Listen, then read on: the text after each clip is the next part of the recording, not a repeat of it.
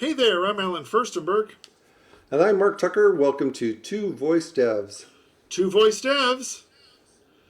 Happy New Year, Mark. Yep, Happy New Year to you too. 2025. 2025. Wow.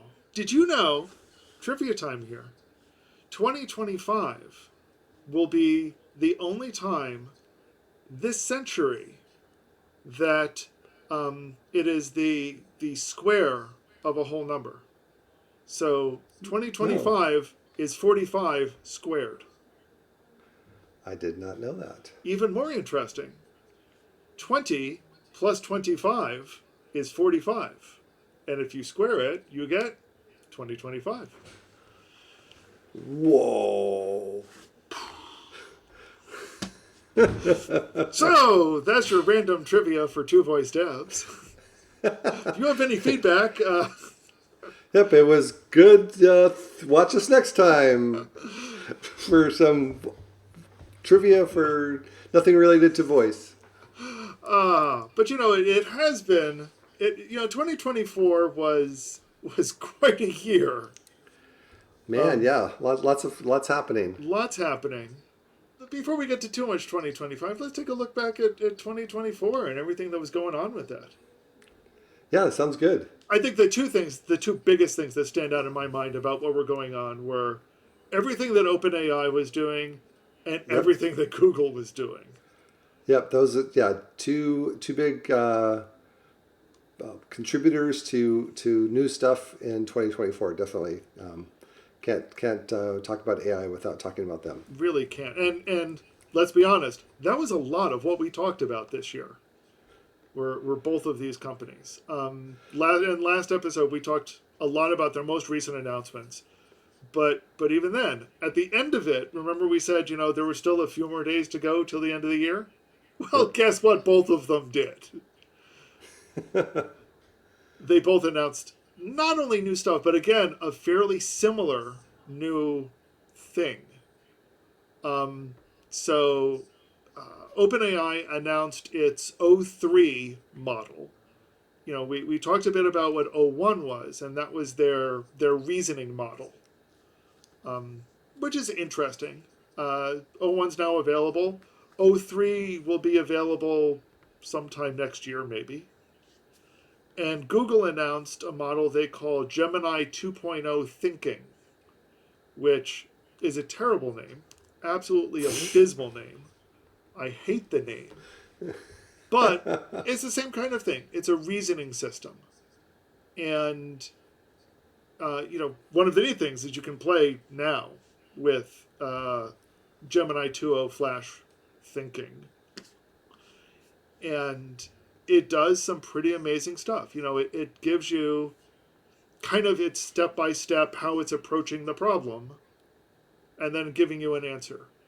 Yep. And it's not really what it's doing on the inside, but it's an interesting set of approaches that it has. And then, of course, both of them, which we've talked about, they released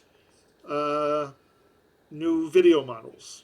Sora on the OpenAI side, Veo, and now Veo 2 on the Google side. Google introduced Imagen 2 and Imagen 3. Interestingly, we saw nothing about DALL-E this year on the OpenAI side. Yeah, that is interesting. So, no new image generation or image editing model from OpenAI, which I thought was odd. Then again, one of the things we did see a lot of in OpenAI was there was a lot of internal chaos. We don't normally get into the companies themselves. We like focusing on developers.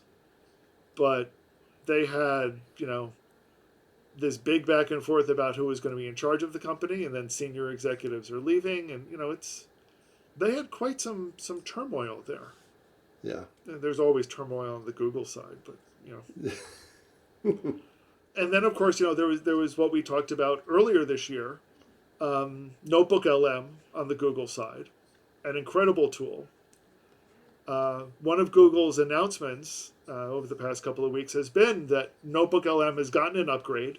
It's now using Gemini 2. It's gotten a user interface layout change to make it even easier and a little more intuitive. I still think Notebook LM comes out as like one of the best AI example products that's out there right now.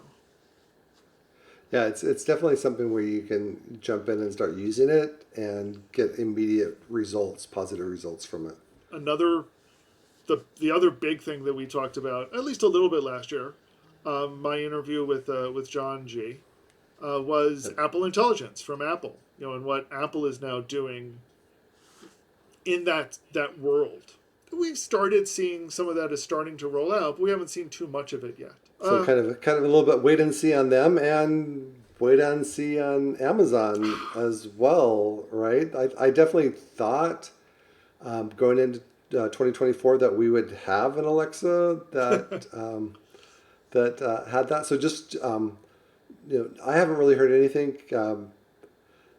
Different times, I've been Alexa champion for a number of years, and some years there's been a lot more communication, but there's been hardly any coming out of Amazon. Anything that we, either AI models or Alexa specific. So they did come out with some models. Amazon did, but seems like they're about a year behind, playing some catch up, and so that's kind of what's coming out of Amazon side of things. Yeah, and now that we're starting to see more and more people playing with the Nova models, it's beginning to get clear that there's, as you said, about a year behind. But then again, Google was about a year behind a year ago, Yeah. and look at how they caught up. So part of me, part of me is thinking I don't want to rule Amazon out just yet, and part of me Yeah. is thinking I don't know how they're going to really catch up on this.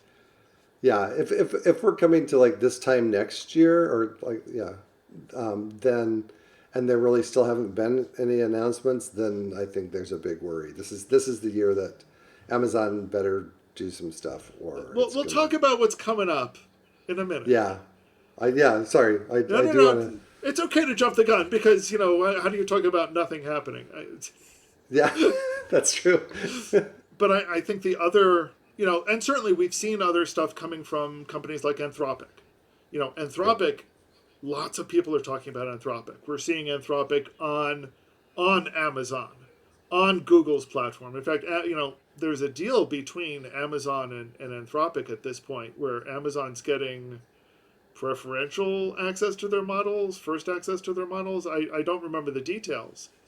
But it really looks like Amazon's got is very much in with Anthropic. Google is very much in with Anthropic. So Anthropic's, kind of the name that came out of nowhere. I think, at least I don't. Yeah, they're in a good position, I think. Yeah, and their models are really good.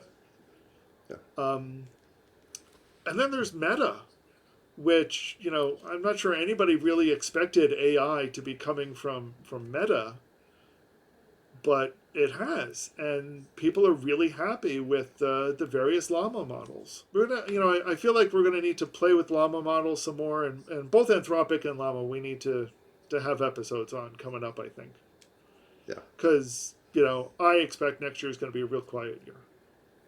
So we'll get to that in a minute, though. But I think the other thing from Meta is just the Ray-Bans from them have really started taking off. Oh, really? I haven't been following that, so that's good news. Oh yeah, I mean the personal assistant in their Ray-Ban integration. Just about everybody these days who sees me wearing glass, I will get at least one person that says, "Have you tried the Ray-Bans yet?" I finally have met somebody while wearing them during a presentation. I've had 3 GDEs come up to me and say, "You really should take a look at it." So Okay. I think Meta's really captured the mind share about what these glasses can look like. We'll see when we get to future stuff again. But certainly, I think they've got people talking about head-mounted wearables again, which Yeah. personally I find significant. What did 2024 look like for you in this industry? Well, it's interesting because there's a lot of interest and a lot of people jumping on the large language model generative AI tools, and I've used them for different things. But I'm focused on the projects that I'm working on is some of the older, more tried and true like BERT models, um, figuring out what we can do as far as DevOps when it pertains to language models and fine-tuned models and different formats. We had talked a little bit about Onyx format. So those are kind of the things that I've been focused on, which may not be as glamorous as some of the other stuff, but it's definitely meeting some needs on the projects that I've been working on. So Well, and I think that's kind of important and kind of key to talk about because although I've been riding this wave of the large language models and the big hype stuff. There's so much that's important and significant in learning how to use these smaller models, these fine-tuned models. yeah. The stuff that you can run on your own that doesn't do everything, but it does one thing really well. Yeah, So if you got like classification tasks, if you have NLU tasks, then those models work great for some of those things that you're needing to work on. So, and also depending on where you're working, there is concern about moving too fast with Gen AI and concerns about hallucination and private, not to also mention costs privacy. and Yeah, yeah, privacy costs.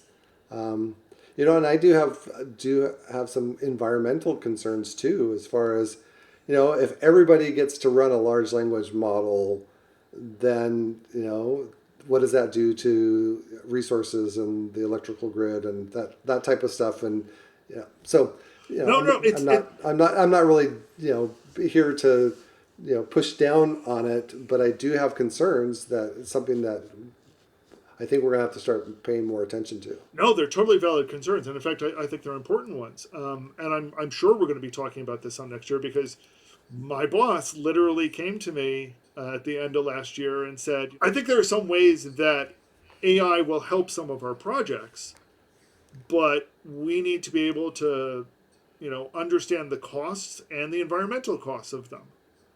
Yep. So I feel like these are important questions and that's one of the solutions, but I think we need better understandings of what are the real costs involved. Yeah. So what is the return on investment that we're getting just from the AI being included in tools? But there's a bigger environmental cost as well, and who's paying those, right? Exactly. No, I think it's important, and I hope we'll talk about it some more in 2025. um, as for me, my two big activities in this space kind of boiled down to I did a lot of stuff with Langchain.js. Yep. um, Good work on I the open source stuff there. that was literally tens of thousands of lines of open source that I wrote or assisted others to write. A bunch of monumental efforts, which I'm pretty proud of. There's Yeah, a lot you of should work be. that went into it. And, you know, I went in and looked at how many weekly downloads there are of, the libraries that include my code. And there's, again, tens of thousands of projects that download my code on a weekly basis, which that's amazing to me.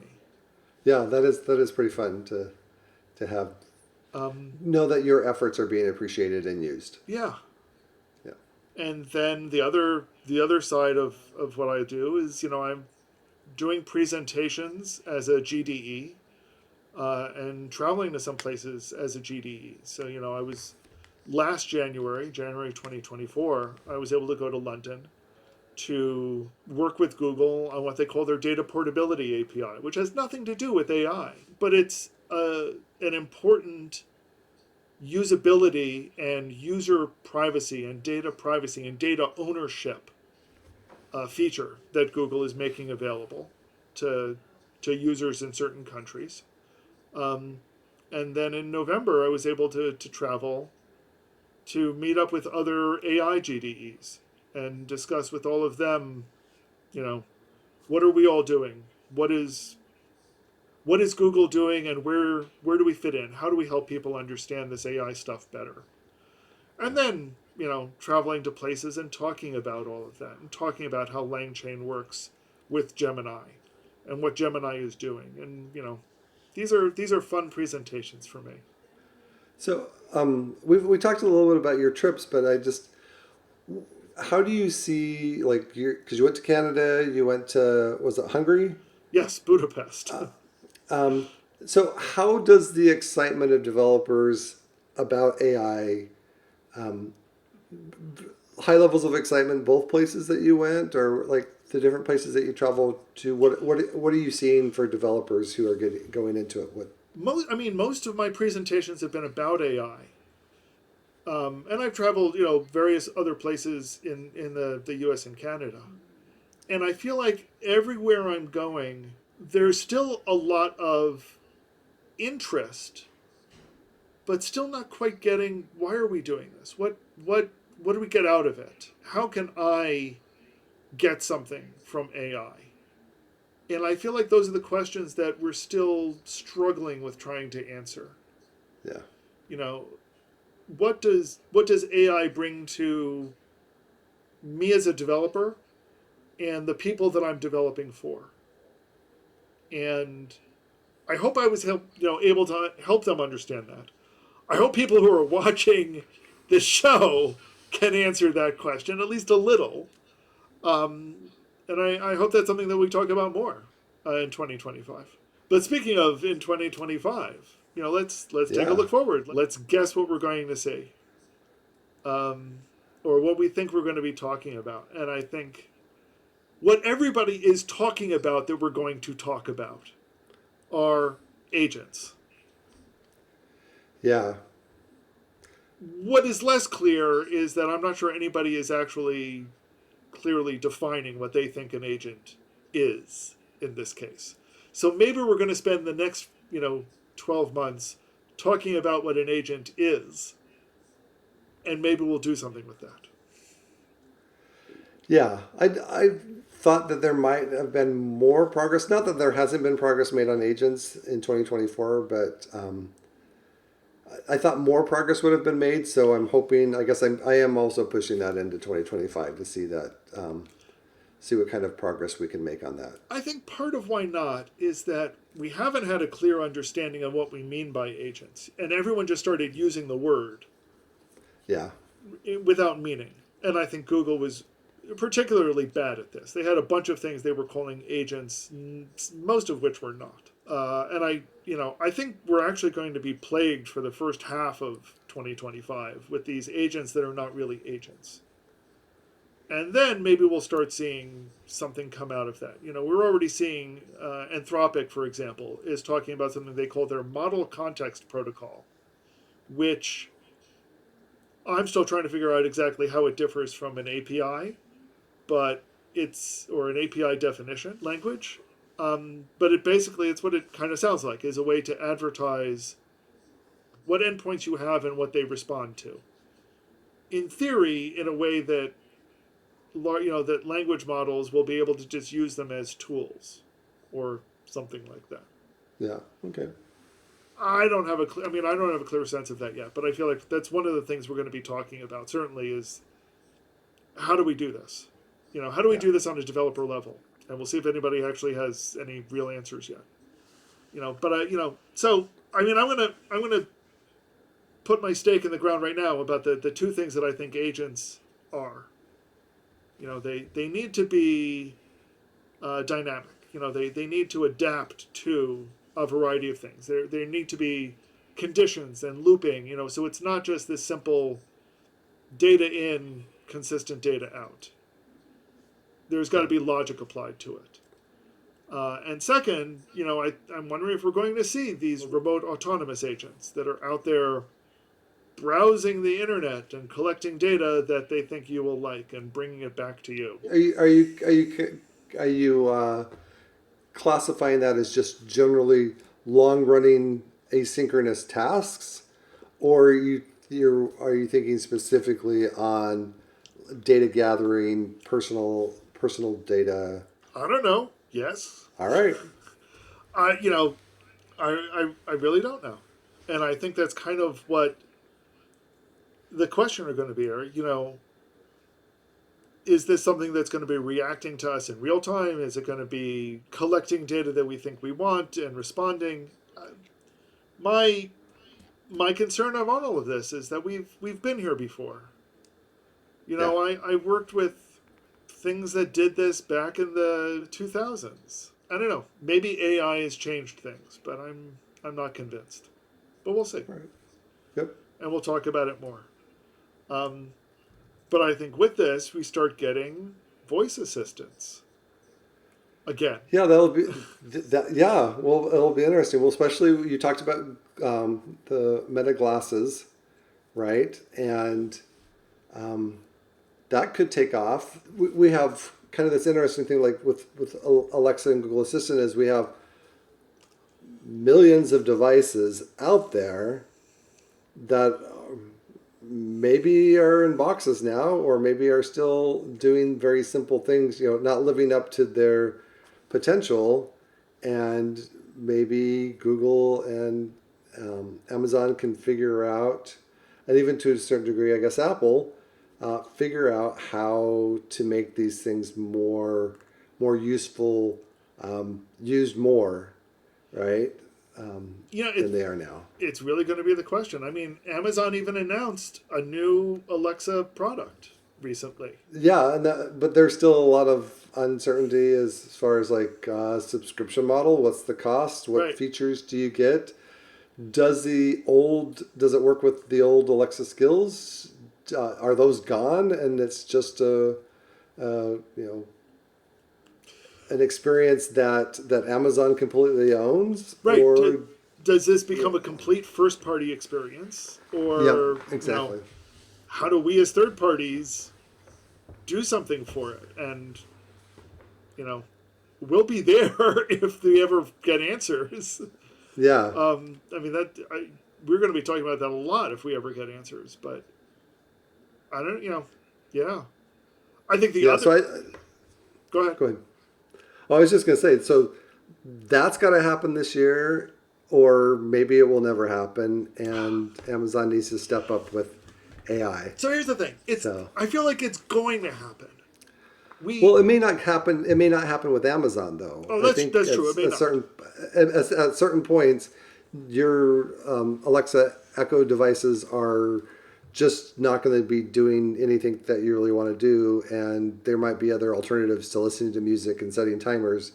So, if they're not going to play off of this advantage that they have of devices, then they may lose that owner base out there. Yeah, I feel like we're going to see the voice agents for three reasons. The first is we've seen OpenAI pushing into the space. They have their GPT model that is dynamic input and audio input and output.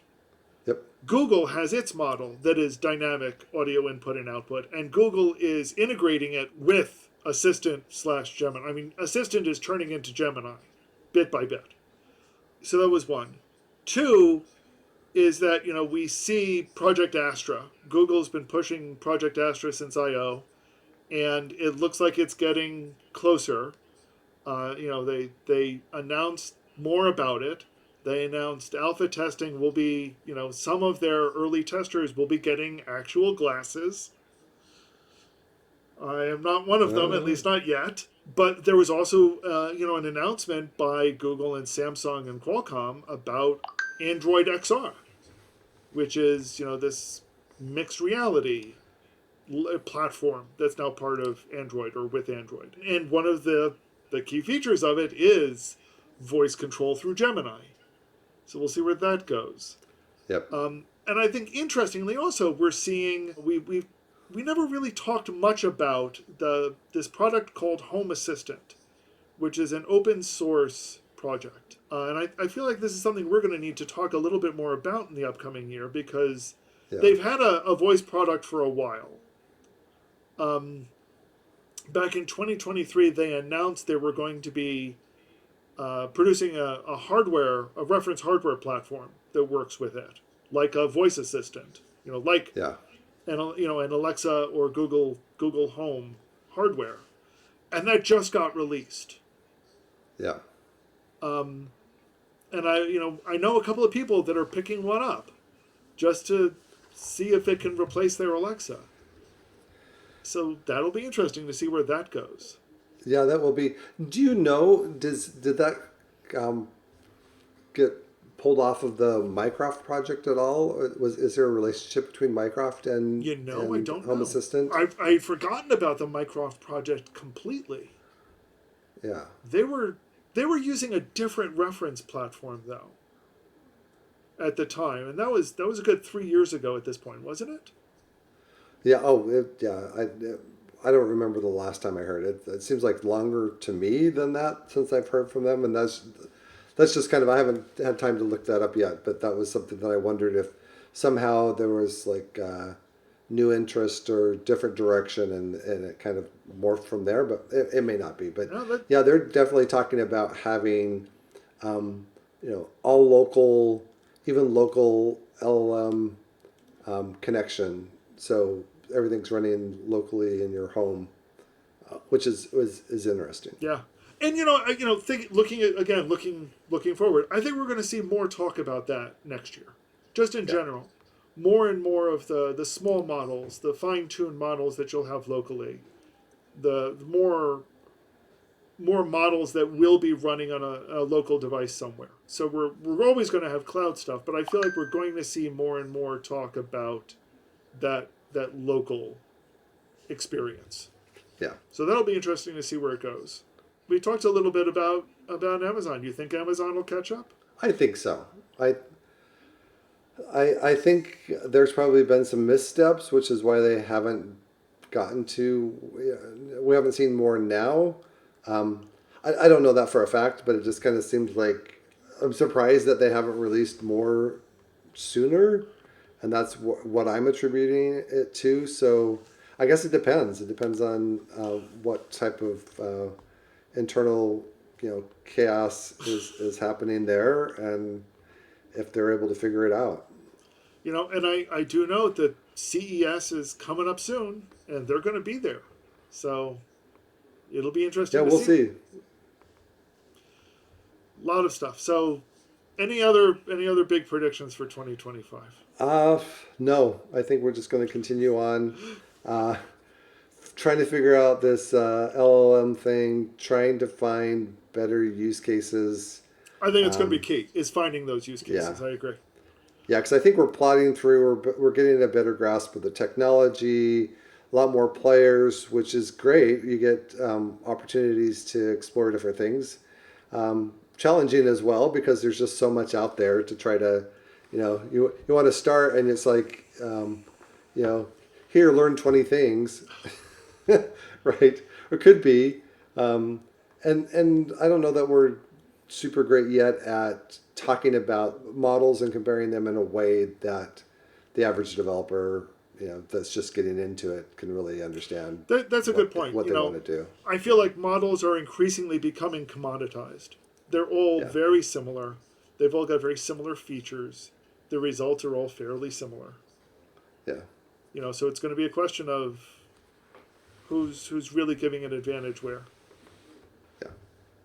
Well, we'll be talking about it, I'm sure, for the next 12 months on Two Voice Devs. Two voice devs. Thanks, Alan. Thanks, Mark. Thanks, everyone, for joining us on this journey.